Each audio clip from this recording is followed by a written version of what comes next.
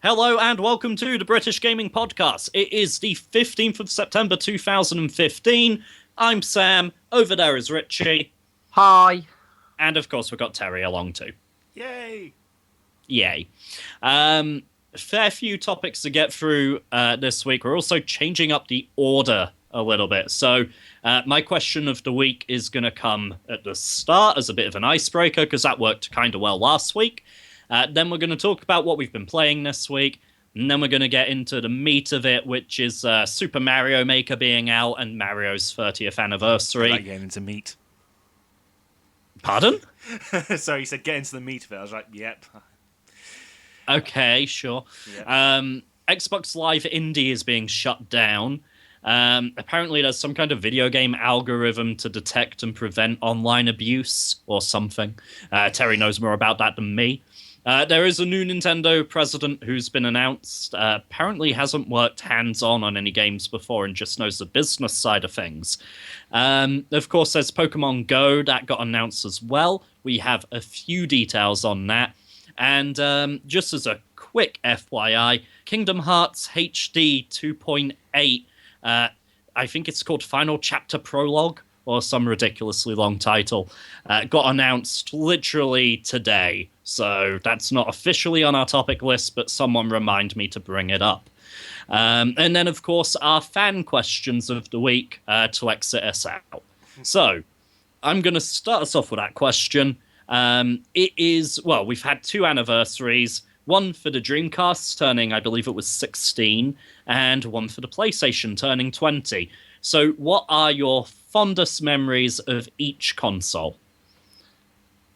Oh, good question. For the Dreamcast, not a lot because I didn't have one. The only real recollection I have of that is anything I might have played of yours when. Oh, you mean like that when time I was I was at like, yours, or when you lent it to me for a while and then I just never played it. yeah, I was like, hey, try Shenmue, and you're like, yeah, looks like it might be fun. I restarted it about 5 times and just never played it. Yeah, and now you're like, Kicking myself now. I would cut off a leg to play Shenmue. Yeah, no, I don't really have any fond memories of that. PlayStation 1, though, I played a lot. I think you said in one of the previous podcasts I had a PlayStation 1 in my bedroom that I shared with my brother, and we spent a lot of hours playing on that. That was...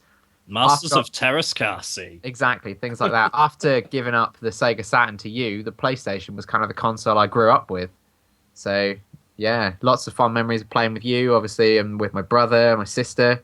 Can we just add on to the end of that sentence? Playing with me on PlayStation. Well, I don't want that sentence to end. Lots of fun playing with you. Well, let's not rule anything We out. really are getting to the meat of it. Oh. Okay, Terry, what are your answers?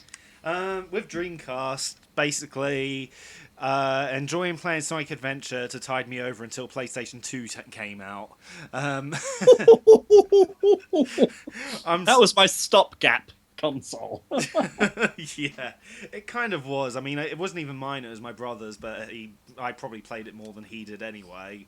Other than that, me and my dad used to play a hell of a lot of Sega Bass Fishing because some days we were just too lazy to go actually fishing.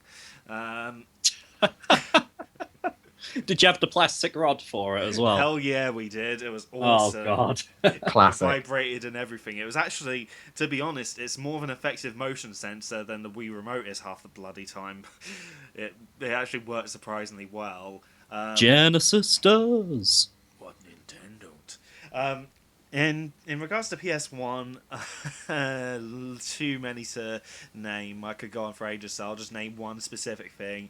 Having Crash Team Racing before anyone else did because I got a copy of an American version and playing the hell out of that and being hot shit at school just because of the fact I had it before anyone else and people were like, yeah, I want to come around and play it.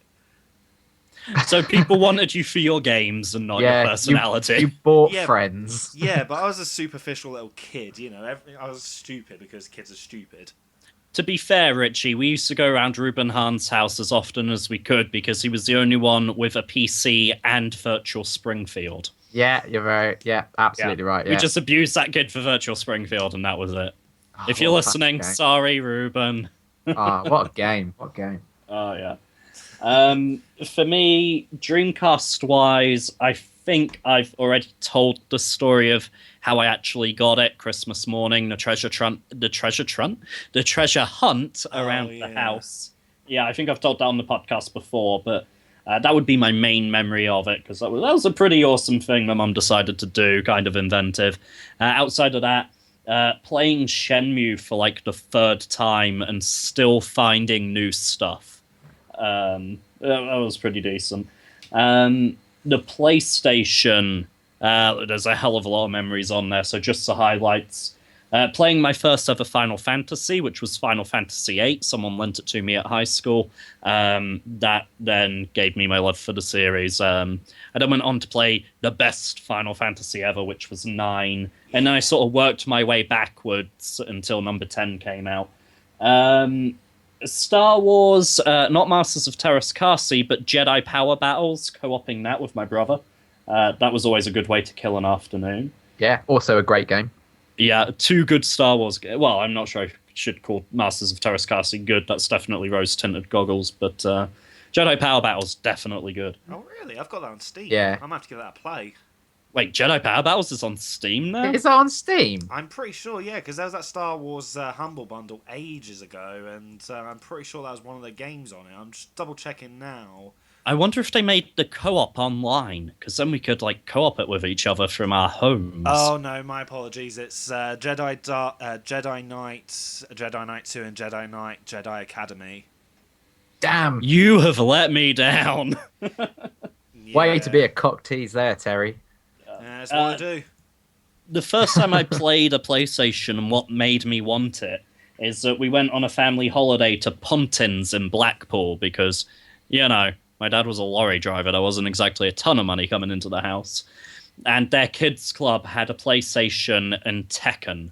And that's where I spent apparently about 90% of the holiday. I was just playing Tekken on the PlayStation. It was like, do you want to go on go-karts? Nah, I'm kicking Heihachi's ass. And I raced my brother through Galarians, which is a game I do not shut the hell up about. We literally, once we got the game, we'd do that whole... I just finished disc 1. Where are you? Well, I just got to his house. No! What's in the house? I don't know if you guys ever did that with any of your siblings. Not really, no. Me and my brother had different tastes in games, really. Fair enough. Terry? Well, I mean, because of the age gap, it was like, you know, my brother was the adult, I was the kid kind of thing. He was like in his 20s, I was like early 10s kind of thing. So it was a bit of a so you were like, look, brother, look, I got a shiny new aeroplane. And he was like, piss off, Terry. Yeah, well, this is... Yeah. Well, he was going through his phase where he thought he was Eminem, so, you know. Oh, dear. Right. Mark, if you're listening, I'm sorry, but I just had to. Carry on, Sam. Let's move We've all been there. Yeah. Let's move swiftly along to what we've been playing this week. I finally beat Spelunky. Finally. Nice. Yes, I saw. Well done. Yes. That took a lot of pain. It was one of those runs where I was like, halfway through, I was like, this run's going pretty badly. I'm probably going to die in the ice caves. And then the next thing I knew, I was halfway through the temple, and I was going, shit, if I can make it through the level after this, I'm in Olmec's Lair. I've never gotten in Olmec's Lair before. And then I was watching the credits. It's like one of those runs where I did not expect to beat the game at all. And somehow I did. So now I'm trying to do a hell run.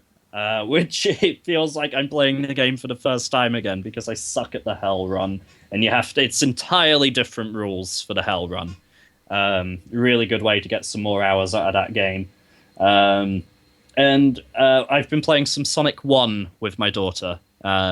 She's starting to now figure out that she's not supposed to just run left and jump repeatedly at the edge of the screen.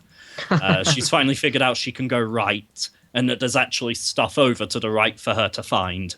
Fantastic. Nice. Yeah. That's about it, though. No, it isn't. No, I of spent course it's 16 hours over the weekend playing Dragon Ball Xenoverse because my friend Eric Gady, a.k.a. Ace Salieri, very kindly gifted it to me on Steam. Well, it was on a 50% off sale, so I've been playing Xenoverse for ages, and it's awesome. And it's one of those games where, from a technical standpoint, it's a mediocre game, but I'm bloody hooked on it. Terry? Yeah, I've been playing Xenoverse as well. I'm not as far in as you. I've played about 4 hours, so excuse me. So I'm up to just about sort of mid Namek Saga. I won't say too much because hey, someone could be listening who's not watched Dragon Ball before. But, Yeah. yeah, that's as much as I'll say about the progress on that. And other than that, I've been getting to the end of Super Mario 3D World. I've been sort of savouring that one and keeping that on the back burners for a while. And it's Mario. It's going to be good. You know, there's not much more to say about that. It's formulaic, but they keep adding to the formula and just sort of, you know, just tweaking it enough so that it's new and interesting, but still keeps the same core values. Quick question for you on that. A lot of people put Super Mario 3D Land on the 3DS above the Wii U Super Mario 3D World. What's your thoughts? I know you've played both. To be honest, I'd put them on. Well, I don't know. I'd say they're kind of on par of each other, but then Wild just kind of pushed it for me just because it looks so pretty. But Fair enough. yeah, but in terms of gameplay, I'd say they're on par. To be honest, I mean they're very similar games. Just 3D World has the cat power up as the main difference, and the Captain Toad treasure tracker levels as well. Okay. And other is than that- that, I've been playing a bit of Mario Maker, which we're going to talk about later on, as you've revealed in the topic list. And the final thing... Spoiler alert, people. You've already talked about the topic list. That it was a sarcastic spoiler. Never mind. Oh. Carry on. I was going to say, shit, was I a spoiler? Oh, there goes our PG rating. You know what? I just need to start a counter of things that go over Terry's head. Oh, don't. You'll be at it all fucking day. I think we lost the PG rating when you started talking about liking meat. Yeah, a little bit. But no, just basically consider me freaking... You can't get that at the butchers. Oh, God. No, just consider me... You can if you slip enough money across the table. Yeah, just You wink the right way. Terry, what are you playing? Come on, let's get away from that. What are you playing? Just consider me Drax from Guardians of the Galaxy, but just flabbier.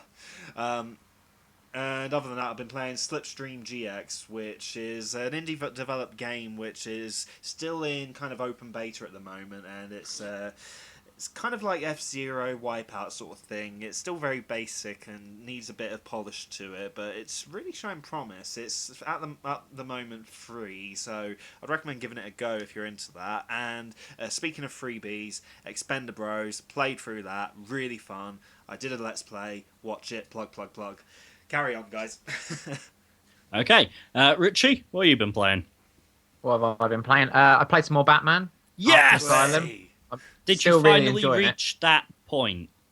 I don't think so, because nothing of huge significance has happened in the last little while I've been playing. So I'm going to say no, Okay. but I'm sure it'll come soon enough. Okay. Yeah, I've been playing some more of that. Again, really enjoying it. The only thing that I don't like about it is the fact that I know it's Batman and Batman doesn't use guns, but all these people keep dropping guns. Just pick one up. It would be so handy if I could pick up a gun, but no, he just won't. A Either gun way. killed my parents. Yeah, I mean, well, I could he's- totally just do non-lethal shots, but that wouldn't be cool. Yeah, it's quite funny that he doesn't kill anyone. He just knocks everyone out, because if you inspect everyone, they're just unconscious permanently. Never mind the fact that he dropped on them from like 50 feet. Or like the ones that he hangs upside down off the side of a wall or something, so they're just hanging there. And then by he their leg. drops them on their neck. Because Yeah, if but you they're hang them they're upside down, unconscious. you can cut the rope that attaches them to the gargoyle, and they fall on their head, and you can see their neck buckle and everything. Like, reality, that would be a broken neck right there. That'd be dead as soon as you Yeah. hit the floor. And an surely he's unfortunate giving way to brain fall damage to unconscious. some of these people he knocks out. Oh yeah, It's you like- should it's look up. okay. There's They're some bad guys. videos on YouTube, and it's people Batman has definitely killed. It just goes through like gameplay footage and trailer footage. There's some environmental takedowns in Arkham Knight. And it's similar to like Sleeping Dogs, where you can grab a guy's head and shove it into an electrical fuse box. But apparently just unconscious. No death from that, apparently. Or like Arkham Origins, because you're out in the city and they did this whole vertical climbing thing. There are guys on rooftops, and basically you can pull them off the rooftop, watch them fall like 50 stories to the ground, and then it will still just come up unconscious. But yeah, I understand why they do it. It is a Batman game after all. I'm not playing like Grand Theft Auto or something. So, but No. apart from that, I've been playing more Isaac in preparation for the DLC, which has now gone up for pre-order on Steam. Wow. I think it's £8 to pre-order it or something like that. Oh, But versus £10 when it actually comes well, out. yeah, It's a yeah, I huge know. But discount. it's going to be so worth it. I mean, even if there wasn't a discount, I'd still buy it. I'd still pre-order it. So the long wait to the 30th of October for that. But I mean, I've got things to hold me over.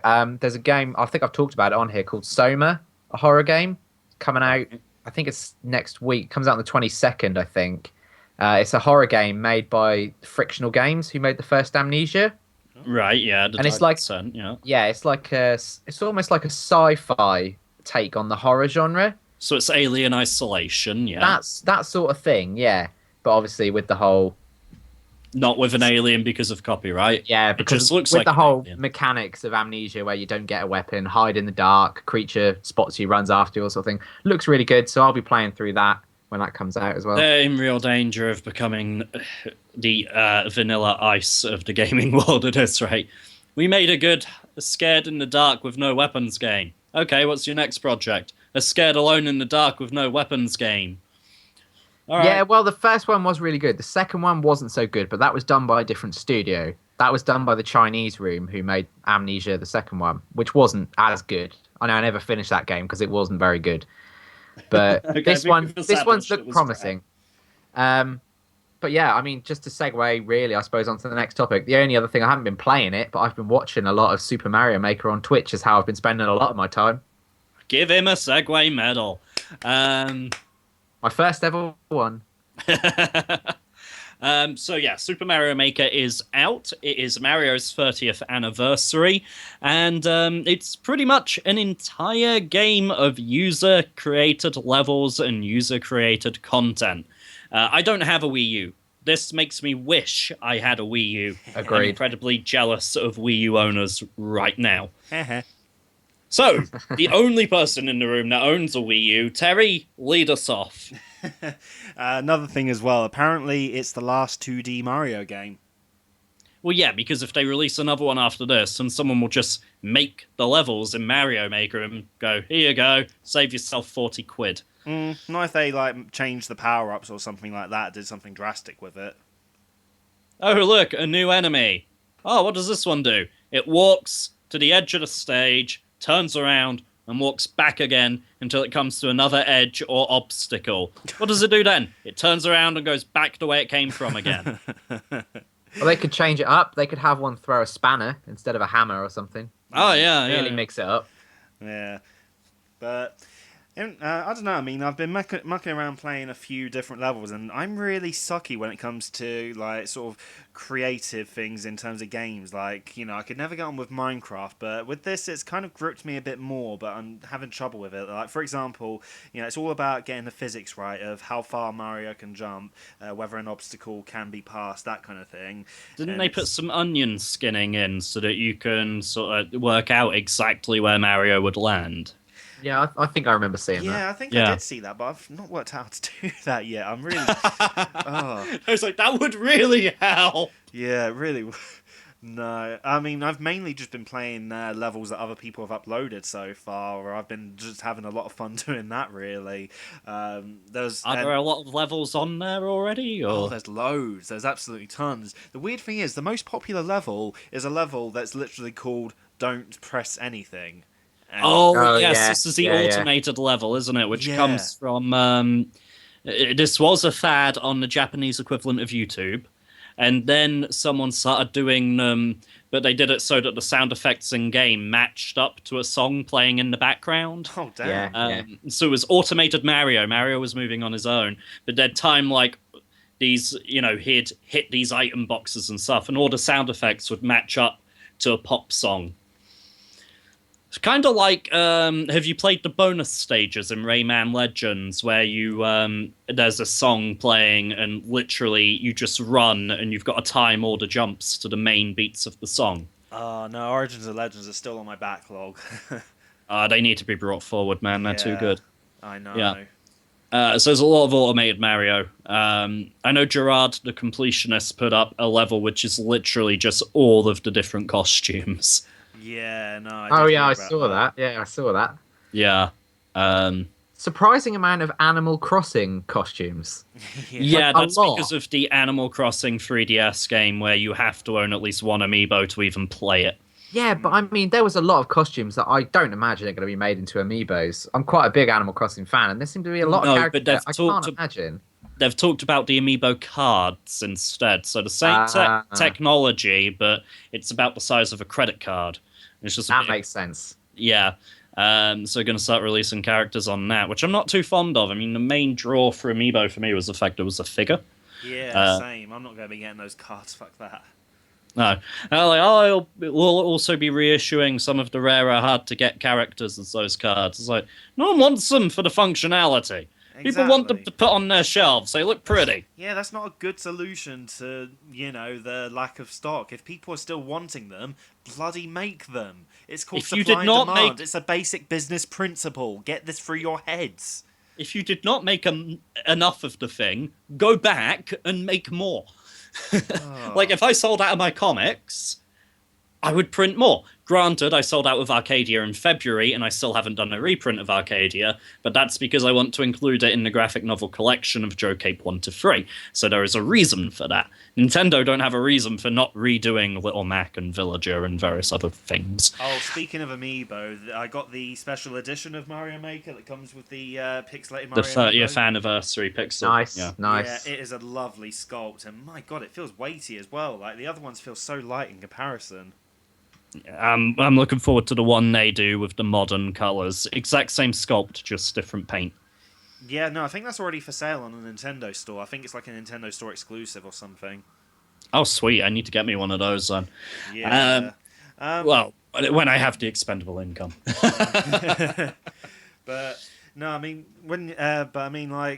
in terms of creativity, I mean, you touched on this a bit earlier, like it's a good gateway for people sort of getting into, creative content in regards to games in general. Yeah. I mean, we're in that kind of age now where Web 2.0, like anyone who's done even basic culture studies, they'll be familiar with that term. In fact, I'm pretty sure most people are already anyway, where, it's just... I hate that term. Yeah. But yeah, no, we're just in that kind of age where it's more about sort of users creating content rather than just being passive receivers of content, essentially. So has it given you the itch to make anything? You said you dabbled and you didn't really get it, but do you have a desire to get it? Do you have any ideas for what you want to do if you can figure out how to do it? I think so. I mean, I've been getting inspiration from watching other people make levels. Like, I saw Mark make a level where he actually had quite a clever idea for combining like a boss character with a chain chomp and turned it into really quite a difficult but pretty clever obstacle. Oh, nice. Yeah. It's just like, have it.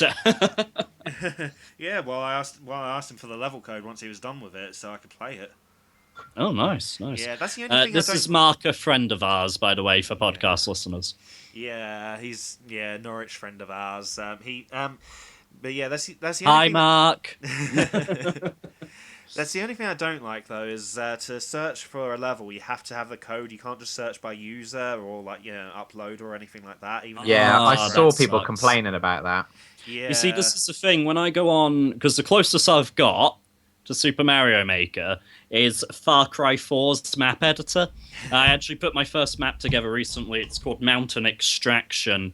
And visitors of the podcast, listeners even, not visitors, I don't know where that came from, can actually search because Far Cry 4 is very good at having, like, new and then the game type, top rated and then the game type, or you can just search until you find stuff. So actually that gives, and this is the main thing I see with Super Mario Maker, it gives me a lot of replayability for Far Cry 4. Like, I should be done with Far Cry 4 now, but I keep going back and, like, there's a lot of shit on there, but there's occasionally, like, this one little gem, and I'll just play it, and then I'll want to find more like that. And that can keep me going for a good couple of hours or so. With the danger of user-generated content is that you open the floodgates to all of these people who aren't games designers, who have no idea what they're making, and some of the stuff they produce as a result is absolute horseshit. Have you played any levels yet, Terry, where you're like, this is just a 5-year-old having a fuck about, isn't it? Well, the plus side of the way it works is there is a rating system for one, like a sort of Oh, there's a rating system for Far Cry 4, but it's maintained by idiots. Everything that's rated 5 stars is literally, you don't take fall damage, you don't react to fire, and you have infinite health and infinite ammo. And it's literally just like a big turret, and a bunch of guys are running in a line towards the turret. Yeah. No, I mean, so far it's been alright. I've had some average levels, I've had some good levels. There's been one or two bad ones. You know, it's one of those things where you just kind of try out loads of different things, really, I guess. I suppose the trade-off, because what you get is you get essentially infinite Mario levels. And this is the same thing I had with Little Big Planet, actually. It's probably a much closer comparison than bloody Far Cry 4. I don't know why I didn't come to Little Big Planet before Far Cry 4. So, like, Little Big Planet was so hit and miss for me. Yeah, there were infinite levels, but they weren't being designed by people who knew what they were doing. So for every sort of one really good level I got, I had to sit through maybe 20 shit ones. Like, you buy a Mario game, like a normal Mario, and okay, you get 60 levels, maybe, just for sake of argument. Yeah. At least you know that's 60 levels of gold. Maybe the occasional silver, but it's a high damn silver.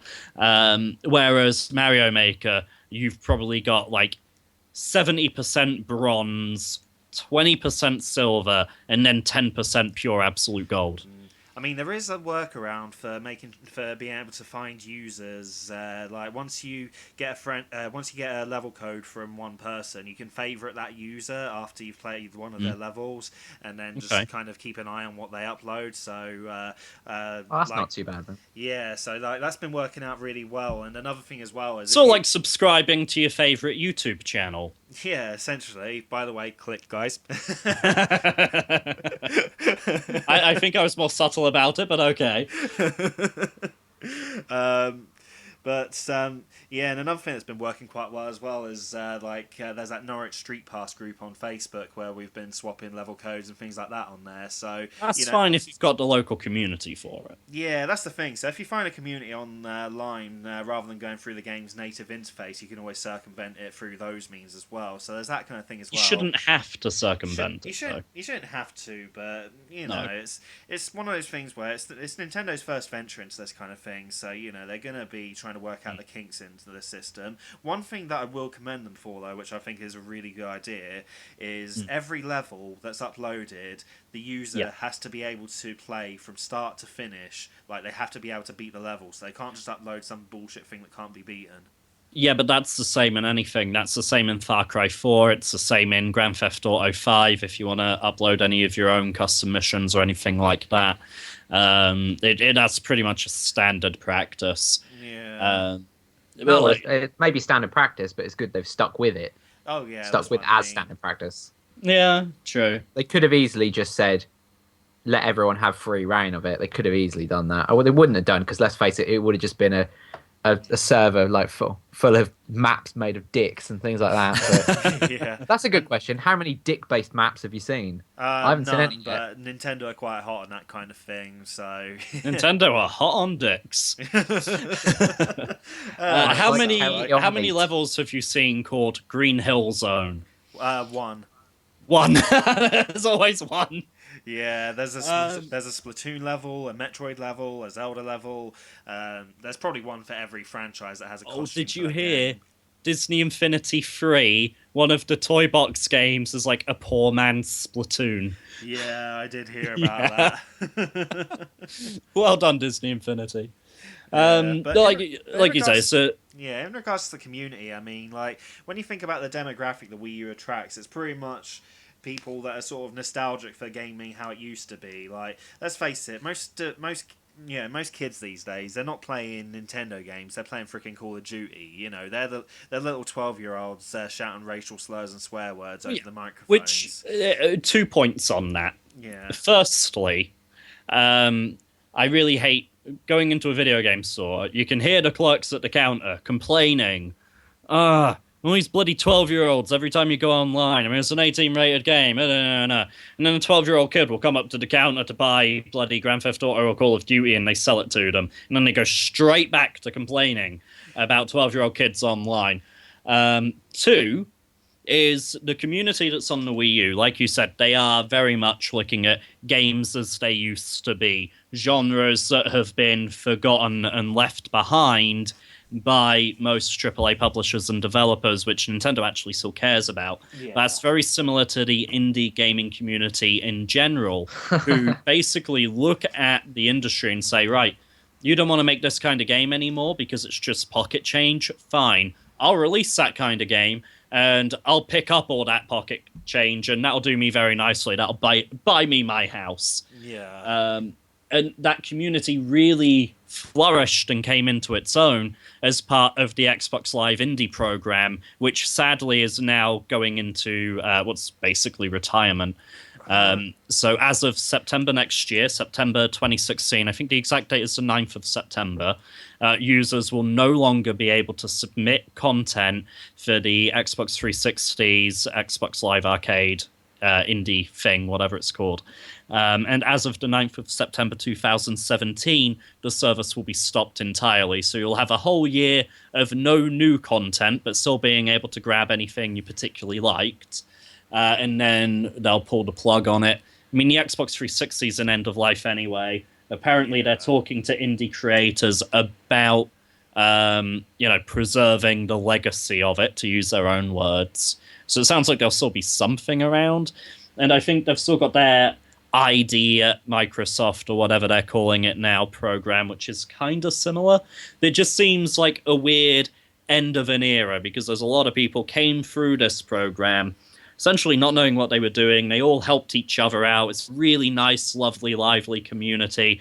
And it just seems, I mean, it was inevitable, but it's kind of sad to see those days coming to a close. Thing is, I mean, indie developing is still always going to have some kind of means of doing it. I mean, to be honest, oh yeah, when it comes to console indie games, the indie community is very tiny when you look at it compared to the PC's indie community. I mean, Steam Greenlight is a lot bigger than Xbox Live Indie could ever have hoped to have been. You know what I mean? It's inevitable. Yes, and Steam Greenlight is also filled with Unit Z asset flips, but there we go. Oh yeah, but look how much crap there was on Xbox Live Indie, to be fair. What was the one? Don't Fart? And then what really pissed me off was when I went on there one day and I saw Don't Fart 2. What did that have? The first one didn't. I don't know! But this is just closing one door to open another, isn't it, really? I mean, they're kind of moving everything over to like their app store. Like Windows 10 has obviously got the app store built into it, much like Windows 8 did. So the way they're converging Xbox and Windows and everything together, it's all just going to end up there instead, isn't it, really? And it's Pretty much. It's also the fact that the XNA games engine, like SDK, is just kind of outdated now. So that's another reason that they're getting rid of it too. Well, it just seemed very much like Xbox Live Indie had its little, sort of like its own maturity moment. Because like when it first went up, it was essentially a collection of cheap Flash games. Yeah. It was like Newgrounds on your console. And Minecraft clones, that's all it really was. Ugh. Yeah, and then actually Cube World. Then we started seeing things like Super Meat Boy. We started, some actual decent games coming through. Yeah, and I think at that point it sort of set a bar for quality standards, and people sort of started expecting more out of the Xbox Live Indie Marketplace, which then sort of countered the whole people putting up whatever shit they wanted, because they suddenly realized, well, if I just chuck any old thing up there, people aren't going to buy it. So the quality then slowly increased. I think that's going to ultimately be the solution for Steam Greenlight, by the way. People, just stop buying the games, and then they'll realize, oh, I can't make a quick, fast buck out of this. Yeah. I need to make something with actual fucking substance. I think one thing that's really going to impact that as well is Steam refunds. The fact that Oh, yes. Well, that's already had a big hit, isn't it? We've seen developers talking about that. Well, days after it happened, we saw them talking about how like half the things that ever sold had been refunded. Yeah, well, Steam Greenlight refunds killed my game. No, your game being shit killed your game. You trying to Yeah. take advantage of the gaming marketplace and Steam's previously lax policy killed your game. Yeah, exactly. Yeah. But Sorry, we got a little off the beaten track yeah. here. But no, I mean, Um, it's just it's just that with indie game development now, like, there's not really much point for XNA anymore because you've got Unity and like Unreal Engine 4 and things like that, and I mean, it's very much now a case of you make it for PC and then you port it to console. Pretty much, which is easier now than ever because all the consoles are on x64 architecture, so it's pretty much just the same hardware as on a PC anyway. Wait, x64 or x86? It's 64-bit. x86 is the 32-bit version. Okay, so we've all upgraded to 64-bit now. Yeah, well, I mean, Yeah. the consoles have, like, I think it's 8 gig of RAM or something like that, and with 32-bit you can only go up to, like, 3.5 gig, I think. Yeah, okay, that's fine. Fair enough. That was me just double checking now. Yeah, I mean, obviously, And then now there's a needed. bunch of listeners like, I don't know what the fuck they just talked about. I'm Sorry. not 100% certain on what I just said. Citation needed, just to clarify. All right, fine. So yeah, where were we? Games, indies. I got a couple of good things off the indie marketplace. I mean, a friend of mine, William McDonald, he got, a start in making indie games by releasing Kobold's Quest Yeah. on the Xbox Live Indie Marketplace. Hi, Will. Hope you're doing well. We need to catch up sometime soon. But yeah, I think it gave a lot of people something they didn't have before. I think this got in there a lot sooner than Steam Greenlight and various other programs. And I think it gave indies a massive leg up. And it's one of the few things where I actually look to Microsoft and go, you know what? Fair play. Well done. You did good. Yeah. Which is, I never praise Microsoft or the Xbox. So that's something from me. Yeah, I mean, to be fair, I think it was kind of, it kind of... there were things that preceded it, like the whole Source SDK and the amount of mods for the Source engine and the Half-Life 1 engine and things like that. I think that was sort of where a lot of it started, but I think XNA... I don't know. really I've not took it seen that further. level, that widespread level of Yeah. accessibility and inclusion before. This was like a whole program, really, wasn't it? Yeah. Everything that people did with sort of Steam and Source and all that was never really authorized sort of thing. Like Valve obviously didn't mind, but it was never a here are the tools, make something great. Like, Just it- sort of a, it here are the tools if existed. you I want. think the only difference though between like the sort of Source SDK and the XNA thing is a means of distributing the games rather than creating, because like they both sort of offer the same opportunities to create your own game, but if you I develop something with disagree. XNA on Live Indie, it gave you the distribution means. I disagree again. What's I the think distinction? that when it came to XNA, when it came to the Xbox Live Indie Developer Program, I think there was a lot more encouragement. I think they were far more proactive with it. So marketing, basically. I think with Steam, like, it was tolerated and it went on, and yeah, a couple of games Well, that it was started as encouraged. mods. They openly released the SDK. It's like one of the downloads on Steam. Yes, but they didn't make a big song and dance about, here's this great set of tools, go make all these awesome things, and then we will give you a stage and a platform to promote I it know, on. but it's just one of those things where something's sort of like made a big fuss of when it finally comes to consoles after it's been on PC for absolutely years. No, it's not very often I say this, but I'm going to agree with Sam. I don't Thank think I don't think Valve ever really pushed the initiative.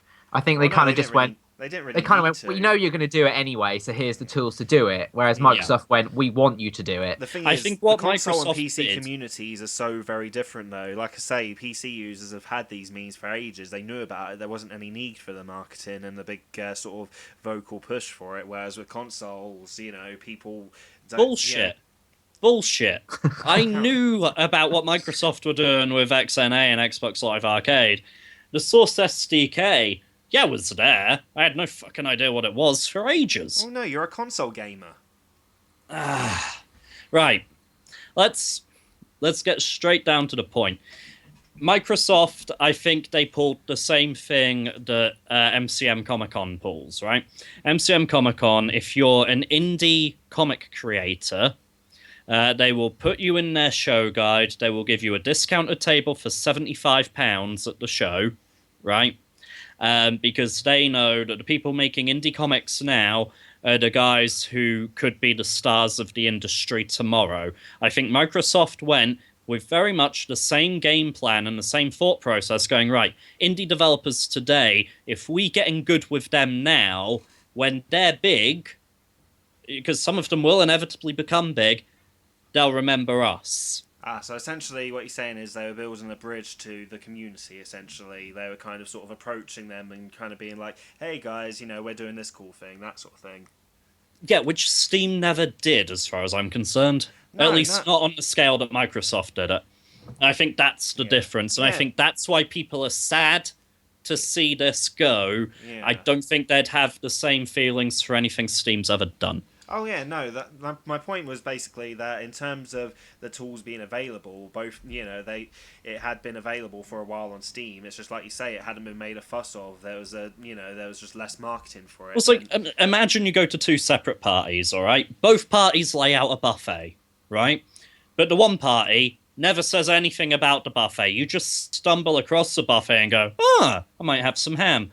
The other party advertises. Why would you have all the things in a buffet? Why would you pick ham? I don't know. The other party, for weeks beforehand, are like, yeah, there's going to be a buffet with cakes and sandwiches and ham. And then you get there and like, hi everyone, the buffet's now open. Stuff your faces. There's some succulent ham. I'm going to make a thing of the ham. You've got a thing about ham, haven't you? The missus has bought just a pack of 13 slices of ham. And she was just sat eating it. She was just sat eating it on its own. No sandwich, no nothing. I was like, the hell are you doing, honey? She's like, what? This is really good on its own. I was like, what kind of ham was it?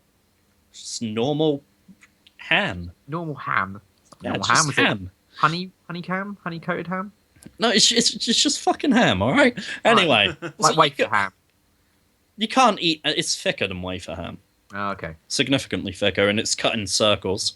Anyway. I think I know the kind you mean. So I was like, you can't just eat ham on its own. And within a week, I was sat there just eating ham on its own with her, like, this is surprisingly good. Anyway. The buffet's open, go stuff your faces. Yeah! And then, when, 10 years' time, you put on a bit of a party, and they give you a call and go, hey, remember that party we threw you a few years ago with the awesome buffet? Yeah, wasn't that great? Oh, what's that? You're having a party next week? Yeah, I'd love to come. Yeah. That's what Microsoft did. Yeah, no, I get your point. My point is just basically that the community for PC is very different to console. It's always been there from the days of the Spectrum onwards. There's been that community that's already been built. So Steam didn't need to sort of give that kind of big marketing push to build a community from the ground up because it was already there. That's my point. I think they missed an opportunity by making the assumption. What you've got to remember is we are several generations into gaming fans now. We weren't the first generation. We were maybe the second or third. My kids are probably about the seventh generation of gaming fans. So the ones who, have been there, done it already, fine. Whatever. What they didn't take account of was there's all these kids here who have never screwed about with this stuff, who might not be aware of this stuff. Maybe we should shout about it a bit and make them aware of this stuff. Because if you look at the generation and the average ages of Xbox Live indie developers at the time, and I'm sure if you compared, I've got no statistics in front of me, but if you compared that to PC, I bet the Xbox indie crowd was a lot younger. Yeah, that's true. But then, look at where it's going now. It's going away, but Steam Greenlight's still there. It's essentially being replaced with the ID at Microsoft thing. What they're essentially saying is, we're phasing out the Xbox 360, and we're phasing out the services associated with the Xbox 360. That's an inevitable thing. This console's at the end of its lifespan. They're not saying it's gone.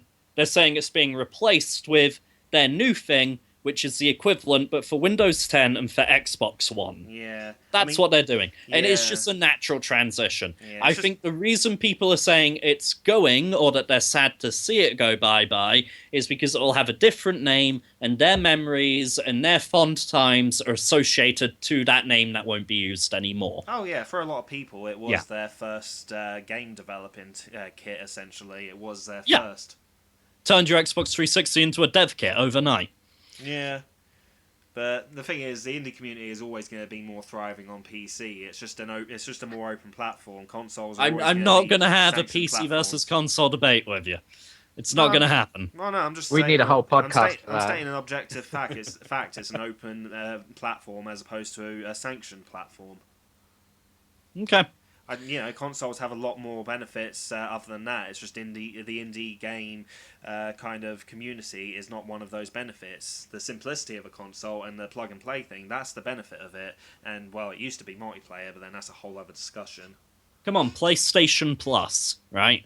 That's definitely a platform for promoting indies. If you look at a lot of people have been complaining that we've been getting nothing but indie games on Plus lately. I think I think they're good platforms for indie game development. I just think that PC is just a more thriving, prominent indie marketplace. Pretty much everything that's indie starts on PC and then goes on to console. You look at Rocket League. Yeah. Yeah. 80% of the people I know wouldn't know what the hell Rocket League was if it wasn't on PlayStation Plus the other month. Likewise, Zeo Drifter this month. I would have never given Zeo Drifter a second look if it hadn't been on Plus. As it turns out, it's actually alright. I quite like it. It still serves as a great distribution network, and also I'm not disputing that. Developing for consoles is so much easier because within relative terms, there are always different versions of a console, but more or less what hardware they're running it on, whereas PC, Christ, is that a minefield. Yeah, true, but then there's less corporate bollocks to go through if you develop for PC, that's the thing. Well, let's look at developing for a console. Standardized controller, standardized interface, standardized distribution method, standardized hardware, standardized company policies. Yeah, but a lot of the policies, if you read them, are pretty good. For example, going back to Microsoft for Xbox Live, they had a policy that you had to have some form of interactivity within the first 10 minutes of a game, or it couldn't go up. So, you have to at least have been able to press a button or do something in the first 10 minutes. That is one plus that consoles have, is there's a slight more element of quality control. I mean, that's one of the things that helps, going back all the way to the 80s, the NES thrive after all the crap that was on Atari previously. Everyone knows about that story. That's why everything was licensed by Nintendo, and that's why you had to approach Nintendo for a license. It didn't stop people circumventing it. But... Oh no, I'm not trying to say that. I'm saying PC is better in certain ways and console is better in other ways. They're very, very different, and the community. I think that's something we can all agree on. They're very apples and oranges. I mean, you look at Steam Greenlight. That's what happens in the absence of quality control. Steam Greenlight wouldn't happen on PlayStation or Xbox. It just because it wouldn't get that far. Xbox Live Indie was pretty bad for quality control. To be fair, in that regard, they had minimum standards. They had minimum standards and they adhered to them. Those standards have admittedly improved. Yeah. Fair play. Yeah. Right. Shall we, before someone tears someone else's head off, shall we move along? Yeah. Before we start using each other online. Oh, God damn it. You interrupted me to do the segue I was about to do. Okay, so in regards to this one, I was reading an article on MIT Technology Review. Essentially, it's a team of psychologists and scientists at Riot Games. They're working on this kind of artificial intelligence algorithm. It's a really, really long article. The TLDR version is essentially, it basically punishes players for certain behaviour that's deemed abusive, and in ways such as they can't join ranked matches, they have to go in a few unranked matches where they have to behave themselves for a few times before they can get back into the ranked matches. That all that kind of thing, essentially, or muting players. They're basically trying out loads of different things and doing a bit of trial and error with this. It's in the article. Apparently, the biggest challenge is in League of Legends more than any other game, which doesn't surprise me. I've heard MOBA players, and yeah. It's a pretty rough genre to get into online. Yeah, I read that article that you sent. Well, I say I read it. I read most of it. I didn't read all of it. Yeah, I'm doing the internet. I read the headline, and that was enough to get me angry. Now I have an opinion. Now they've been working on it for a few years. It said, didn't it? And some of the things they found were actually quite interesting. Quite psychological work they were doing, really, wasn't it? I mean, I know they were psychologists, of course it was, but it's quite, really quite interesting. Psychologist, it's psychological work. Yo, dog. Right. It's quite interesting how the people like to imagine that this sort of thing doesn't affect them, but by kind of almost, it's like having a pet, I suppose, and almost punishing them for their bad behaviour. It made them not do it. They saw improvements in people, which is absolutely crazy. You know what really disappoints me about this? Not the fact that I've implemented it, not the fact that it worked, the fact it was ever fucking needed. Yeah. Like, well done, gaming community. We behave so badly, and our parents raise us so poorly, that we need a virtual mum to tell us off for saying bad things to each other over the internet. Yeah. No, bad boy, go sit in the unranked playlist for a bit. You think about what you said and the language you used. What the fuck do we need it? Well, this is the only hobbyist group, the only set of people with a shared specialized interest that need this sort of stuff. We should be better than that. Yeah. We should be, but that's just human nature, really, isn't it? I mean, people get in fights over sports teams and things like that, for God's sake. People fight in pubs over sports teams if one wins over the other, and it's got nothing to do with them. So this is just another example of humans being arseholes because they can. Yeah, but no one... I can't see anything else where the actual guys behind the hobby need to step in and be like, okay, you cool this down. I mean, a referee for a football match doesn't get off the pitch and then later in the pub be like, now guys, come on, it's just a football game. You know? Yeah, but then again, I don't think football was the best example to use in regards to people behaving, for your point, Sam. No, but, you know, this is, even if there is bad behaviour, nothing else seems to turn around and go, right, we're going to sit you down, we're going to talk about what you did. You know, it's only gamers that seem to need it. Yeah, I mean, what was it you we saying should be earlier adults. about the Jimmy Kimmel thing? Oh, yes. So, for those who don't know, Jimmy Kimmel made a joke about YouTube gaming, saying he basically didn't understand the appeal of watching someone else play a game. Which we mentioned in a previous podcast, but, you know, we were just kind of talking I about... think we were talking, the joke was, coming soon, YouTube gaming. It was played like an advert, so it was like, coming soon, YouTube gaming. You can watch someone playing a game. Coming soon, YouTube gaming. You can watch someone watching someone play a game. Like, and just kept making it further and further removed and more ridiculous. And he... Is that not... That's just Gogglebox, isn't it? Yeah, pretty much. That's watching people watch TV. Don't tell him that exists, okay? He'll be heartbroken. Anyway, he came out and he actually did a follow-up. Bear in mind, this is a comedian who does, you know, religious jokes, political jokes, sports jokes, etc. None of them has he ever had to respond to.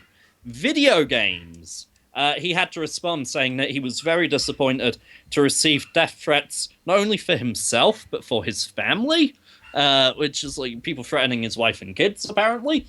And it was just like, he was basically saying, I made fun out of something because I don't understand it and I think it's weird and I thought there was a joke there. You know, he's like, how come I can take the piss out of all these other fandoms? Nobody bats an eye. I talk about video games and everybody goes insane. You know, it's like video games are not a sacred cow. If I want to make a joke about video games on a comedy show, I'm going to make a joke about video games on a comedy show without the backlash. And again, it's one of those examples where no other community seems to have this behavioral problem that video game fans seem to have. And we get a bad rap. We get a really bad reputation. But you know what? When I see how people act sometimes, we fucking deserve a bad reputation. You should, both of you, be absolutely ashamed of yourselves. Yeah, definitely. Look at the feminism stuff. I mean, what the fuck is wrong with you people? Oh, Sorry. no. That was a bit much. No, you know what? You know who I blame? I blame the parents who are giving their kids frickin' 18-rated games, not realising what kind of content is in them. Like frickin' GTA, yes, little Timmy is fucking a virtual prostitute. Maybe you should keep an eye on the shit you're fucking giving him, rather than moaning to the fucking industry that make this stuff about the content your children is fucking being exposed to. You know what? I forgot to mention a detail earlier when I made the joke about the clerks saying, "Oh, I hate 12-year-olds in online games," and then selling a game to a 12-year-old. Yeah. Normally, the parents are right there. Like, what will happen is little Timmy will go in, and if it's a good game store, High Sci Regenerating Gaming, they'll say, "We can't sell this to you. It's an 18-rated game. You're a 12-year-old. Go."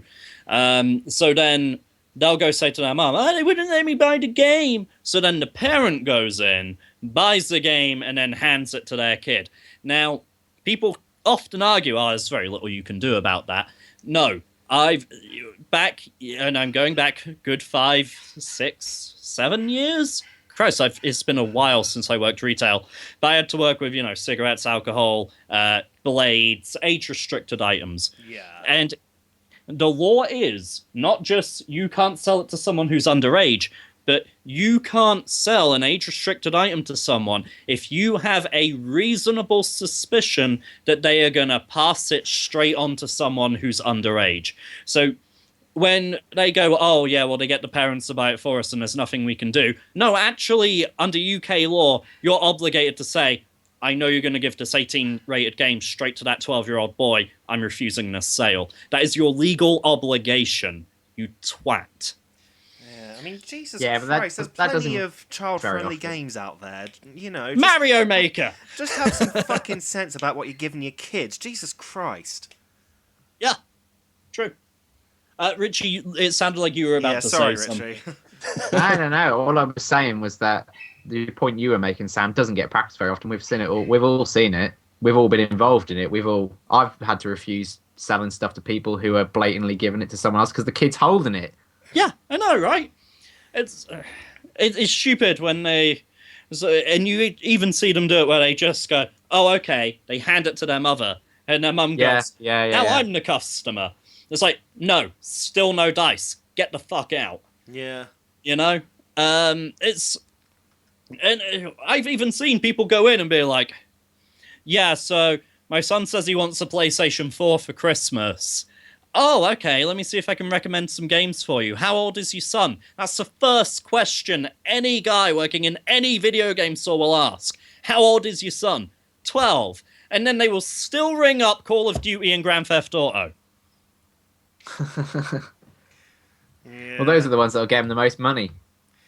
I They're don't. the hottest games. That's the problem as well. It's game shops. They're pressuring their employees to do all these upsells on these specific games that are the big releases. That's the thing. And anytime they see an opportunity for that upsell, if they don't close in on that and their manager notices that, even if it's an instance like that, they're going to get really fucking ripped into. You're breaking the law. Yeah. No, you're not only ruining everybody's online gaming experiences, thank you, you're breaking the goddamn law. Now, there are some marketplaces where I appreciate there is very little you can do about that. For example, Steam, right? Some guy sets up a Steam account for his son, puts in his credit card details so that the son can buy games. Steam at no point have any way of verifying who's playing that game. Very bad move. Well, yeah, let's trust the child with my card details. This is how people end up with £500 iTunes bills for in-app purchases. Candy Crush. But no, so I'm getting very angry about topics tonight. You're both getting very angry. You both need to chill out, I think. No, to be fair, I really enjoyed our little debate. Like, we got quite heated, but I enjoyed it. Richie's just sat back like, Sorry I took so long. Michael Jackson was holding up the popcorn queue. But no, let's not talk about kids and Michael Jackson in the same discussion. I wasn't. You are, apparently. Well, we were talking about games for kids. Yeah, so, like, I look at Mayor and Grayson, and I'm thinking Rayman Origins, Rayman Legends, Super Mario 3D World, New Super Mario Bros. U. There's plenty of kid-friendly games out there that they can play. I even make an effort to only play things like Far Cry 4 after they've gone to bed for the night. Yeah, It's not hard. I tell you what, I'd be scared to let my kids play any Sonic games now, just because of the fact that all you got to do is Google Sonic, and on a standard search, you'll probably get something really fucked up now. At least, like with other characters, you have to like put in things like Rule 34 and things like that. But Not Sonic. Oh god. Oh dear, yeah. Well, we're not letting them near a computer for a while. As in a PC, obviously. Console is separate to a computer. They can have at that. They play a My Little Pony game on our tablet as well, so they're getting there slowly. Well, Tablets are just as dangerous in a way, though, aren't they? Look at all the shit that's on the App Store. Oh god, yeah. It has a browser. Supervised, I think, is the main word. You can put I child know. locks on things like that anyway. Oh yeah. A lot of people. Well, I work with a lot of people who have kids and aren't as familiar with gaming technology as me. There are now a lot of teenage sons and daughters who are very annoyed that their parents suddenly know how to restrict how much time the PS4 will operate for before turning itself off. Oh dear. I also taught them how to, because like the PlayStation 4, you can have it read the age rating of a disc that's put into it. And if the game's a higher rating than the birth date of the user, it won't play the disc. Oh, that's clever. I didn't know that was a thing. Yeah, so if you Yeah. put in a game that's like PEGI 18, but when you were setting your son's account up, you put their actual date of birth, so the console knows they're 12, it'll be like, nope, you're on a 12-year-old's account. This is an 18-rated game. I'm not running it. Nice. That's Yeah. fascinating. I didn't know that was a thing. Yeah, that's a feature. I've had to walk Fantastic. people through how to turn it on. Oh, brilliant. Yeah, and you can limit overall playtime per day. So you can say, right, no more than 3 hours per day on this account. You can also turn around and say, right, no purchases on this account. You can say, outside of overall playtime, you can set session limits. So no more than 3 hours per day and no more than 30 minutes at any one time. So if they wanted to play Metal Gear Solid 4, they wouldn't ever make it through the ending cutscene. So that's like when the Wii tells you need to take a break every hour. Yeah, only this will force you and be like, no, your mum told me I got to turn off right now, so night. How funny. Yeah. So yeah, you can do these things. It's just most people are oblivious to the fact. I mean, Richie is a gamer, and he's oblivious to the fact. I think that says it all, really, doesn't it? Yeah, so was I for that matter. Jesus Christ. Right. To Or be maybe fair, it's I've just never had to because think I'm a about it. parent. Yeah. It's one of that's these the things thing. that I'd probably look into if I had kids. So- Yeah, you see, I've got kids. I've looked it up. The thing is, I'm an Something to adult, bear in right? mind. And I like playing childish games more than I like playing bloody games. I'll take Mario over Call of Duty any day. Yeah, I think going back to the original topic, I think there is a disconnect between people realizing that what they say online is real. Like the BBC, Absolutely, yeah, absolutely. the BBC did this very weird thing where they took a troll and they took the person that they were abusing on Twitter and they put them both in the same room to see what would happen. And actually, the troll left in tears, like, I had no idea that words on the internet could have that much of an impact on one person, and that they could take it to heart that badly, and it could hurt them like that, and rah rah rah rah. But then they said, "Is that likely to stop you being a troll?" Oh no, no. No. I feel really bad though. We do become desensitized to that sort of stuff, though, through the internet. Because you forget that you're saying these things to a real human. Yeah. that's the thing, and it's like people try and justify it as well. Like if it's some famous person who's renowned for being a bit of a dick, they think that gives them the right to still treat them like that, but it doesn't. Whether they're some pretentious game developer who has an outlandish opinion, or someone Phil Fish, or someone pretending to be a feminist to con a bunch of feminists out of their money. Anita Sarkeesian. Yeah. Well, just You're not being very subtle, Terry. no, I know, but He's trying. You're just giving it away. but you know what I mean, though. It's like if people are being like that, fair enough. Just if you want to communicate. As soon as he said con artist, I already knew where he was going. Yeah, I mean, there's nothing wrong with sort of trying to have a chat with them on social media. That's what social media is for. But don't be a dick about it. I mean, that makes you know better than them. Just grow up. Yeah, again, the problem is the majority of the people playing in these online lobbies are 12. Yeah, you tell them to grow up. Yeah, they're in the middle of that. They got about another 4 to 6 years of it. Yeah, that's the problem. I don't like the idea of children being able to access the freaking internet. It's just. Oh, no, I'm fine with my kids accessing the internet as long as it's controlled and or supervised. Yeah. I also think your dog has a very strong opinion on the matter because she's been going at it the entire topic. Yeah, everyone's getting angry. Yeah. Oh, God, I know. Yeah, the dog's barking, the hedgehog let a fart go. Everything's nuts. Seriously, you wouldn't think such a tiny creature would make such a big smell. She's like smaller than my hand, and yeah. Yeah. Pro tip: when kids are born, they're not very big either, but Christ, do they stink. I know exactly how much smell a small body can make. And the scary thing is, you get desensitized to it. It's like, yeah.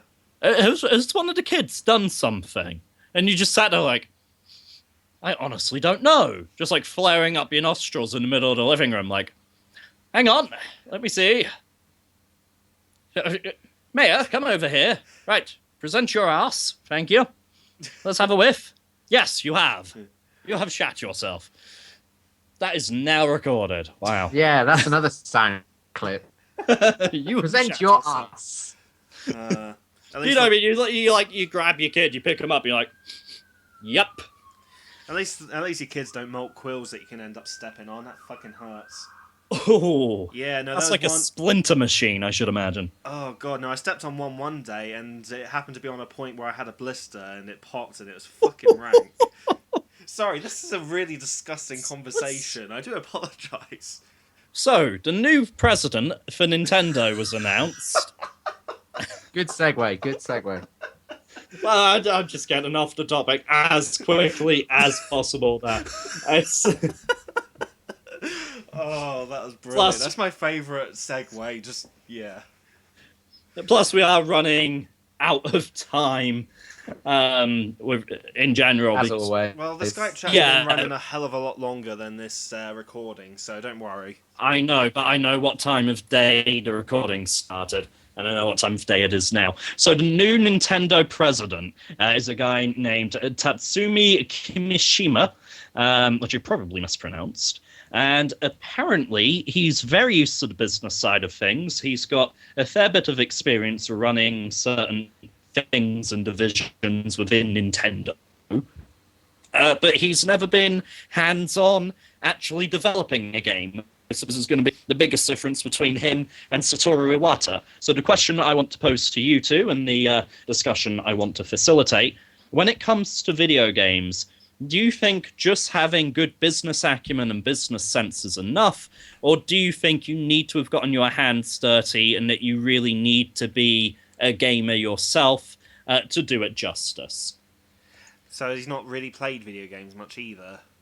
I don't know what he's played. I know he's never gotten his hands dirty making a video game. As for whether he games himself, I mean, he looks like a grumpy, bald old man, so I'm guessing no.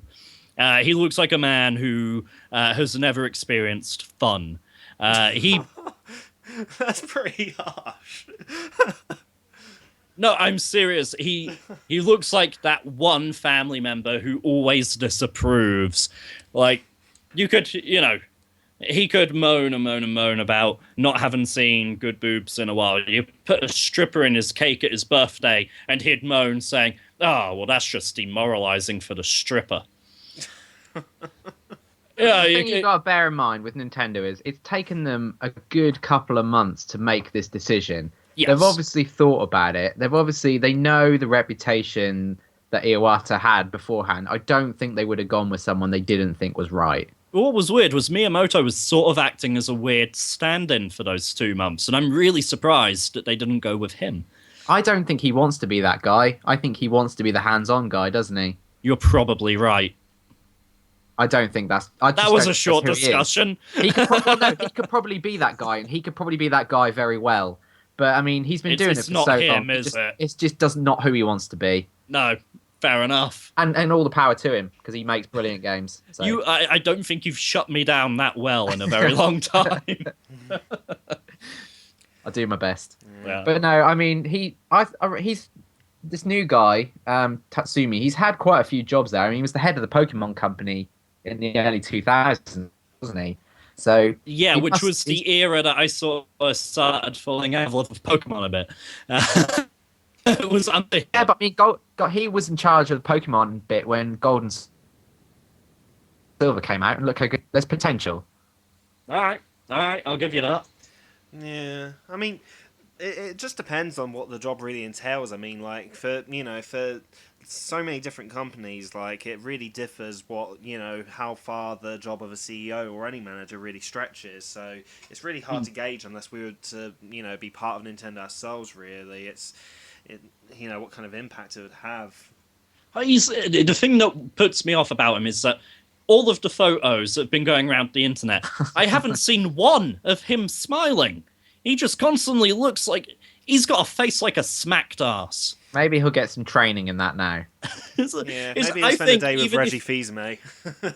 Even if you got some hooks, put them in the corners of his mouth, and tried to force a smile out of him permanently with those hooks, he would still find a way to frown. I found a picture of him smiling. Bloody hell!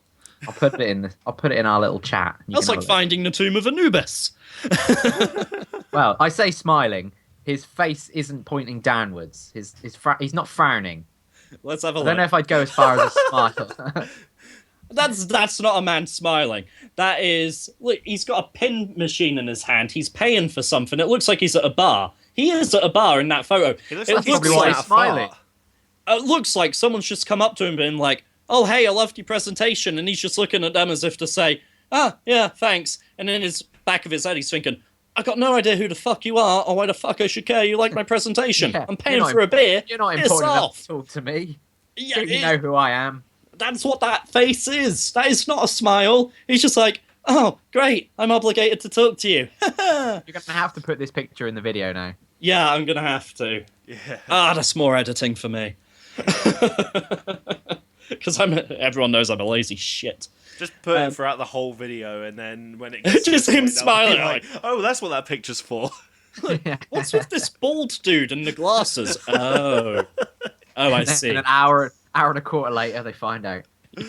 Well, that was anticlimactic. Anyway, basically, I don't have high hopes for this guy. Like Richie said, though, he was president of the Pokemon Company. Pokemon have announced Pokemon Go, which is an app that we've really not seen a lot about. Sort of like an augmented reality thing where it tries to overlay Pokemon onto the real world so then you can catch and battle them on a phone. Not really what we wanted when we said we wanted a Pokemon MMO, but given current technology trends, it sort of makes sense to do this. I can see it hitting what a lot of people will want. Yeah. Kotaku, interestingly, pointed out that it could be dangerous in that, like in the trailer, it shows these people just blindly following their phones down alleys and shit, because it's like, Pokemon this way. And they were talking about, well, if you were just like hands glued to your phone, eyes glued to the phone, walking down places that you're not overly familiar with, you're ripe for a mugging. Because you got your phone out, they can see exactly what model phone they can nick off you. And they've got a point. Yeah, unless there's a way where you can just have headphones plugged in and just kind of listen to it like the same way you would a sat nav kind of thing. No, that's why they brought up the wristband thing. So it's like this wristband that's shaped sort of like a Pokeball, but in the shape of a compass. It's got like a pointy end, basically. And that's supposed to flash or light up or whatever when you're near a Pokemon. Because that's more nonchalant than the phone. Yeah, I know, right? Microsoft will be Hey, looking this isn't a specifically for watch. people, weren't they? Uh, Looking tell for you those what- little watches. they made that little watch strap thing, I swear, specifically for Chris Chan and no one else. That was their target audience, just him. I'm not excited about it at all. It shows like the concept in the video seems kind of cool, but then it shows like a couple of really quick little clips from in-app at the end, and it looks like shit. I mean, Richie, didn't you say it's basically Ingress, pretty much? That's what it basically is, yeah. Which was not brilliant. That was disappointing. What was Ingress? It's a similar concept, except rather than it being Pokemon, it was just like sort of capture points. Right. And you had to physically go to them to capture them from whoever already owned them, etc. And it was a bit like the concept, but it's made by a company. It's Niantic, I think it is, and their support and everything was terrible. Like the game was okay, but it was just so much effort to go out to all these places, and to get places added, you had to like submit tickets which didn't get answered for like 2 months and stuff like this. And I'm not optimistic because they're developing it, but at the same time, we all have to bear in mind that Nintendo have a lot of money to throw at this. And Nintendo have a lot riding on it as well. I mean, they talked Exactly, about yeah. wanting to enter the mobile market. Pokemon is always the perfect mobile game, isn't it? So When's yeah, it coming out? Is it coming out this year? I have no idea. Yeah, I'll tell you what, I can imagine Pokemon Shuffle has probably already been very lucrative now they brought it on phones. Sometime in 2016. I won't be downloading it. I can say that now. I will be. I'm going to give it a go, just out of sheer morbid curiosity, but I'm not really enthusiastic about it. All right. Depending on how much the watch is, or watch thing, plus whatever it is. I might get it depending on the price, just for the hell of it. See, if it's a free download and I don't need the watch, then I'll give it a go. Yeah, I live in a rural village. There isn't exactly a whole lot to Yeah. explore, and most of the stuff you do explore, you won't get 3G internet signal to accommodate the app, and the GPS is very wonky too, so I doubt it will work very well for me. You're not going to be a Pokemon master where you are. It is a shame that this is the closest we'll get to an official Pokemon MMO, because I mean, when you think of how Nintendo's consoles work, they really don't suit the kind of MMO structure at all, so it's... Before we go down that, because that's a massive topic, I'll be yeah. blunt. I don't want to get into discussing a Pokemon MMO. We'll be here till next Christmas. Yeah. What I do want to do, especially with time pressing on, is go to our fan questions of the week so we can actually give them some good answers, as they do deserve good answers. Yeah. So I'm Let's do it. sorry, I'm going to cut you off there. We're gonna carry on. I didn't have any more to add anyway. Carry on. Oh, I'm not asking your permission. I was doing it either way. Oh, fuck you. No, let's not start this again. So our first question comes from Scott Griffiths. Hi, Scott. Hi, Scott. Here's a question for you, kind of in relation to the music topic mentioned, which was on last week's podcast. What game OSTs do you listen to in everyday life, if any? And he says that he tends to listen to Metal Gear Solid, Deus Ex Human Revolution, Mirror's Edge, etc. So I guess we're just to assume what the etc. is. Every other game soundtrack. Yeah. I was actually listening to game soundtracks at work today. So I listened to, because I needed to be in the right mindset. There's a lot of work on at the moment. I just had to sort of bang through it. So it was earphones in, go, go, go. So it was the Dragon Ball Z Budokai Tenkaichi 3 soundtrack, the Afterburner 1 and 2 soundtracks. Nice. Yeah. Chris, what else did I listen to today? Streets of Rage soundtrack, which they've now released on vinyl, which is, I don't even have a player for vinyls, but I want that. Streets of Rage on vinyl is amazing. Vinyl's making a comeback. It's all getting cheaper. Yeah, I might actually have to look into it. They've also released a Shenmue vinyl, which just looks really pretty. Sonic the Hedgehog 2 is an obvious one. Street Fighter 2 soundtrack, especially anything OC Remix has done.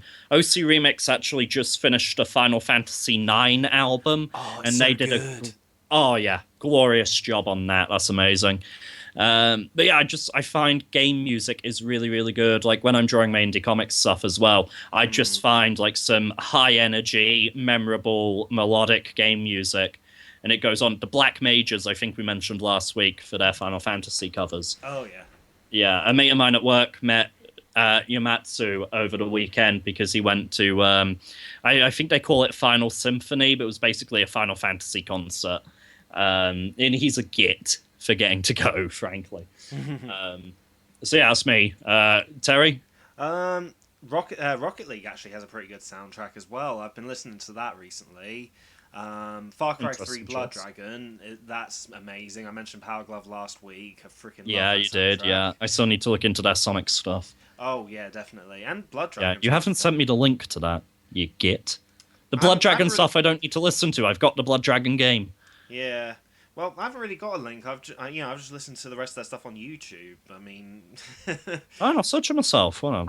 There's still a link. Yeah, that's still a link. all right. Richie's got a point. You could have sent me a YouTube playlist or something. All right. Well, I forgot. I'll do that after this broadcast. Fine. Like you said, OC Remix. They've done loads of good stuff. I've listened to the album they did for Sonic 2 and I forget what it's called, Hedgehog Heaven, that's it, and Project Chaos, Sonic 3 and Knuckles. I've listened to that so many times over and over the last few years. I just cannot get enough of it. There's a Pokemon one as well called the Missing Go Tracks. So Oh, I should listen to yes. that. Yes, that's always very good, yeah. Yeah, although I did chuckle a little at one of the ones that actually had lyrics added. It had the same kind of feel to the original Pokemon anime theme tune. It was just like, it had the line of like, the name is Gold and I'm gonna be the best trainer in the land. You know, it kind of went on from there. It's just like, this doesn't sound right. Yeah, I'm not fond of people adding lyrics to game music. I don't. Yeah, I'm still undecided whether I Oh, like the it or Halo not. theme. Oh, yeah. Good Yeah. answer. Oh, another thing as well is games where the soundtracks consist of non-game music, like pre-published music, like Tony Hawk's Pro Skater 2. yeah, exactly. Yeah. I mean, we talked Vice about City. that before, Burnout, that kind of thing. That was one of your questions of the week one week, wasn't it? Yeah, actually, I preferred because I've been playing the Burnouts again recently, Yeah. and I prefer the pre-EA soundtracks, so Burnout 1 and 2, where it was original music. Oh, Yeah. Richie, what do you got? Right, I've actually written a little list while you two have been listing. Oh, yours. So God. I've actually got an answer for a question. Hey! Quite a lot. I listen to the music from the Sims games. I like to listen to that quite a lot when I'm doing things like studying for my course and things like that because it's just kind of nice background music. It's not too upbeat. It's a bit jazzy. It's good. And on the same vein, Sam, you might be able to relate the SimCity 3000 soundtrack. Yeah, And okay. have you ever really put much into that? Yeah, no, No. I spend way too much time in SimCity games. Yeah, the obvious ones: Ocarina of Time soundtrack, Sonic soundtracks, which you've already mentioned. Yeah.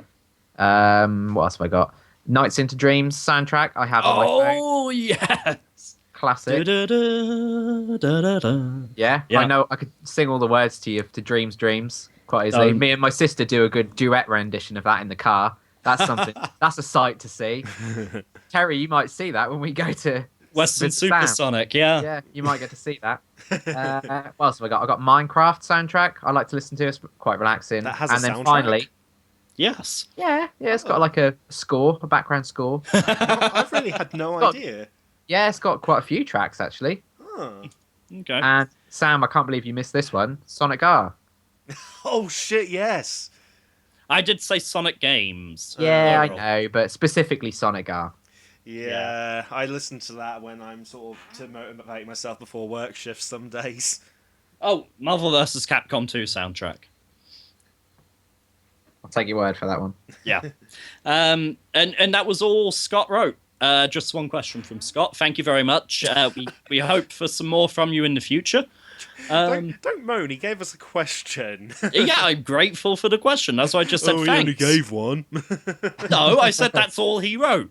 That's how you sign off a lot of things. You are really at it tonight. Right.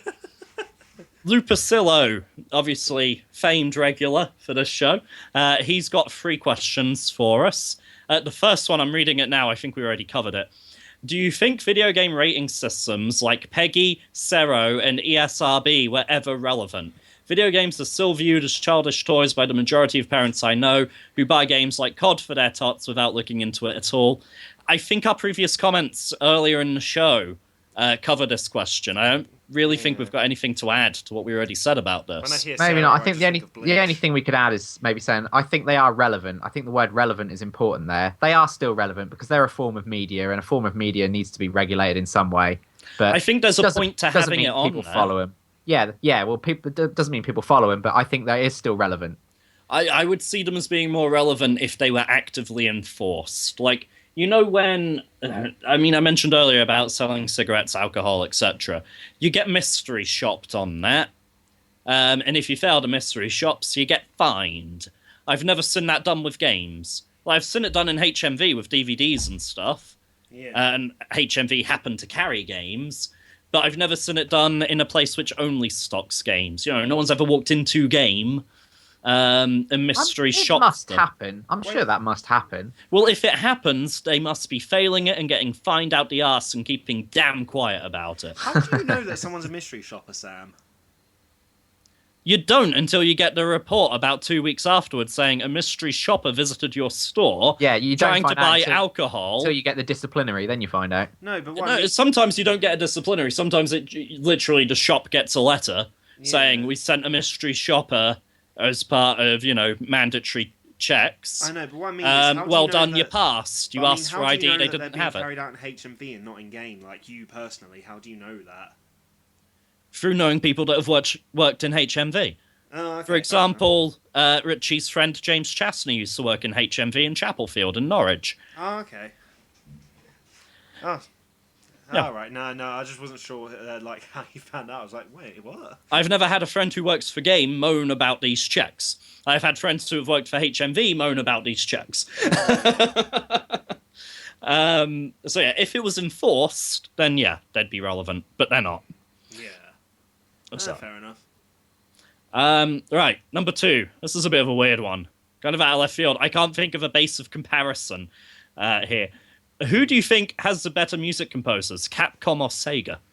Now, the reason I'm going to struggle with this, Sega licensed everything for the Mega Drive, so every game starts up with the Sega logo. Okay, there's then sometimes the actual developer's logo afterwards, but for me, that makes it very hard to think what Sega have actually developed in-house and what Capcom have been solely responsible for. Also, I've played far fewer Capcom games than I have Sega games, so I'm naturally biased towards Sega here. Also, I think there's a lot of kind of apples and oranges thing again with this. Like, I think it's kind of hard to compare. Like when you look I at don't mean to shit all over your question, Lupacillo. I'm just trying to figure out how I can answer it respectfully. It's one of those things where I don't think there's really a sort of better. I think it's just kind of personal preference, really. And then I don't know. I mean, Okay. I I'm don't just have going a to say preference then, either way. Sonic 2, Sonic 3, Streets of Rage 2, Sega wins. Based on those 4 soundtracks, Sega wins. Nights into Dreams. Yeah, Sega wins. I'd have to go Sega. I wasn't really a huge fan of Capcom games, really. Nothing wrong with the games, just never really played many of them. So Oh, Street Fighter Sega 2, for me. Castlevania, they all have fantastic soundtracks, but the Sega ones are the ones that I Castlevania's remember. Oh, Castlevania's Konami, of course it is. Right. Yeah, I'm tired. I don't know if that's coming across at all. is that why you're a bit tetchy? I'm not touchy. He's tetchy. He's on bloody sparking it, alright? Want to moan at someone? Moan at him. Click, click. That's my lighter. Sparking the flames. Flame war. Shut up, Terry. Right, question 3. This one's aimed specifically at me. So if you two have any comments, then feel free to jump in. But does that mean I can go? It actually is aimed at him. He's not being usually narcissistic. It actually is. Yeah, I know, it's great. I'm like the Tony Stark of the podcast. All right. You wish. I need to grow the goatee, really. Right. Sam. See, it starts with my name. That's how I know it's for me. Sam, does making retrospectives like your recent phenomenal, and he uses that word, I'm not inserting that, he's actually put phenomenal. All Must right? be a typo. You dick. Phenomenal Street Fighter 2 episode, which if you haven't watched, people, go check it out. There's a guy calling it phenomenal right now. What more do you want? Help you as a game developer? Does it feel like making a term paper or thesis on something, sort of like a study of sorts?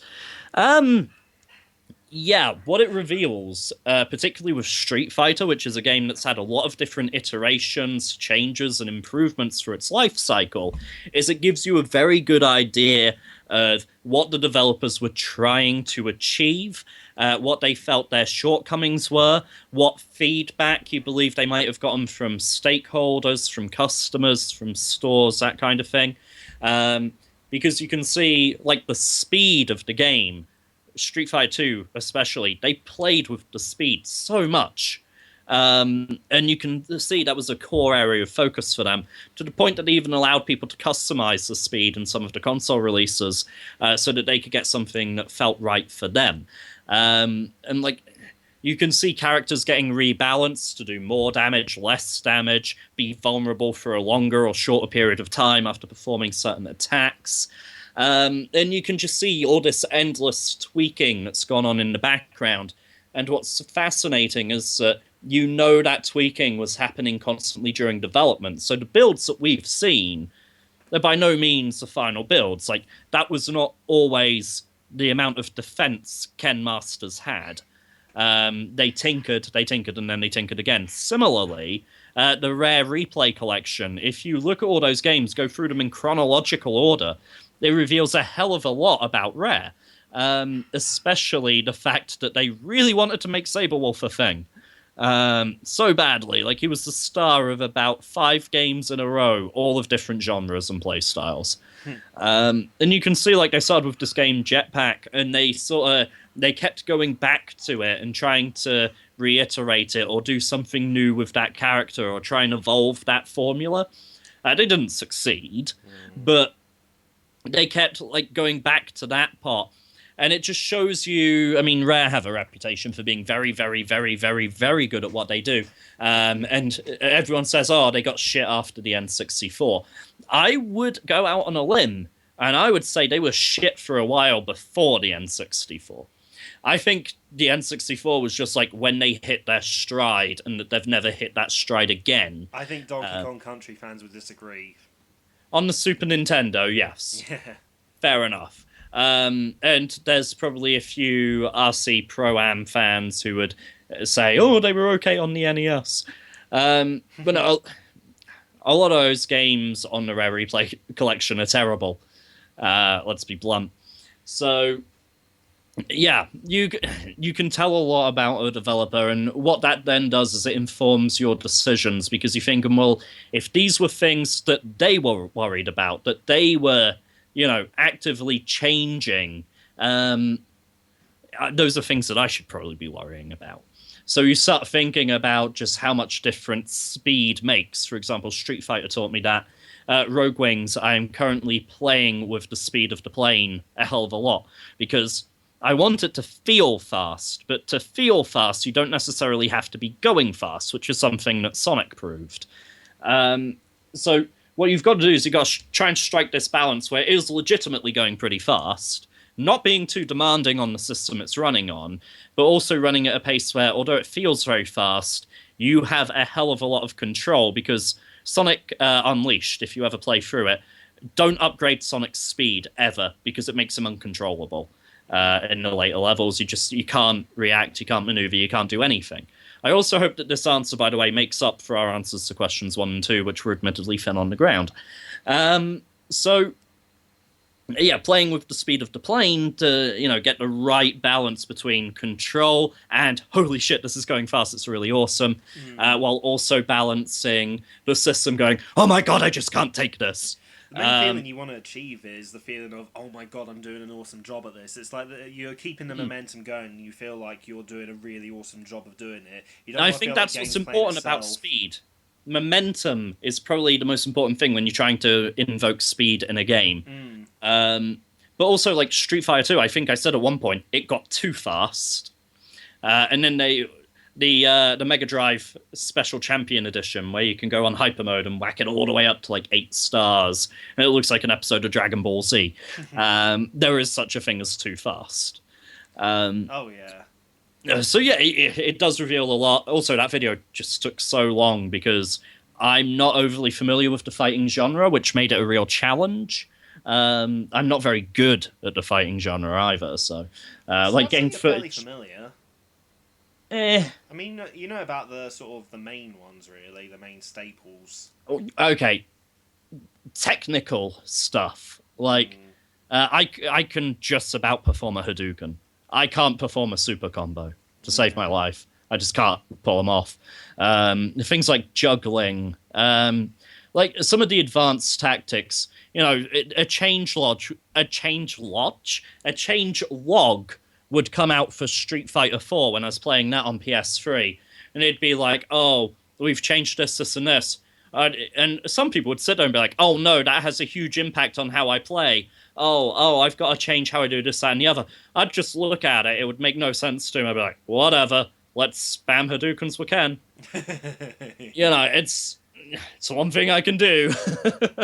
Yeah. So, oh yeah, well, I mean, people that take note of that, they're the professionals that, you know, like tournament players and stuff. No. Even people who are just really into their fighting games take note of that shit. Yeah. Damn. The fan base tend to really get into it quite hardcore. There are people who can tell you how many frames of an animation a character is invincible for. Bloody hell. Yeah, I know. There's a lot of technical stuff about timing, about faking out your opponent, about vulnerability frames, about cancelling moves. A cancel is something I still don't fully understand. Apparently it's meant to be inputting a new move on the right frame of the existing move so that you go from the existing move straight into the new move without having to wait for the animation of your existing move to finish, so that actually you get that attack in a couple of milliseconds sooner. So I do understand what cancelling is. I just can't do it. I think that's my problem with fighting games. I understand this stuff now because I had to research it for the Street Fighter video. I can't do any of it. I'm too shit at it. So, in the short answer to your question, yes. Yeah, well, I mean, it's Well all about summed up. It's all about researching your medium. Yeah, Drew. Like for Rogue Wings, that means playing a lot of Space Harrier 2, playing a lot of Lilat Wars, playing a lot of Afterburner, even to a degree playing Outrun.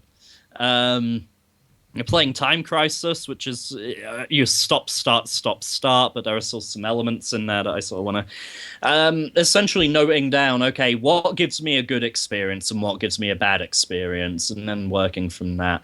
I don't know if you two have anything you want to say on this question. Yeah, well, I mean, I've dabbled in, doing some films for my degree course, and one of the things they're always drilling into us is research the medium, research your genre, get a feel for what else is out there, and, just kind of do your own thing, but really just sort of get a feel for what people have already done, just so that it's just contextual awareness is what they called it. Contextual awareness, yes. Yeah, it's just background research. That's all it really is. I mean, if you're going to go into any... Contextual awareness should inform your creative decisions. However, if contextual awareness is driving your decisions, which is different from informing, if they're driving your decisions, that's when you're getting into the area of imitation. If they're informing your decisions, then you're still largely doing your own thing. There's a distinction, I think, between informing and driving. Oh, true. Yeah. Yeah, thank you. I was trying to think of a way to articulate that. I was just like, I think I'm getting tired now. Yeah. I can't even remember what the question was now. Whether making videos like my Street Fighter 2 remade, repackaged, rebooted retrospective helps me in game design, and whether it feels like writing a thesis for the uni course I went on. Yeah, probably. That's my answer. Just like, I don't care anymore. No, those are that's all of them from Lupacillo. Usually there's 5. This time there's 3. I'm not going to complain. As I like people submitting questions. But thank you very much for putting those in. I hope you enjoyed the answers. And that does bring us to the end of the show. So, is there anything that you guys would like to say before we sign out? I think I'm out of words. Okay. Terry is coming to MCM on the Sunday, by the way. So Sunday the 25th of October. That's right. Yeah, you'll Terry see me will be wandering there. around with a Seth Rogen cosplayer. He's not a cosplayer. He just genuinely looks like Seth Rogen. It's our friend Pete that looks like Seth Rogen. Terry will be the guy next to the guy who looks like Seth Rogen. Yeah, if you see him, yes, he's aware he looks like Seth Rogen. He hears it all the time, but he doesn't. Please tell him, it annoys him so much. Also, obviously, I'm still due to be at MCM the full weekend. So that's the Friday through to the Sunday. I don't have my table number yet, but when I do have my table number, I will let you all know. Richie, anything you want to say before we call it a night? No, I think you've summed it all up very nicely there. Okay, fantastic. Well, thank you very much for listening, and we will catch you all next week. Bye. Cheerio.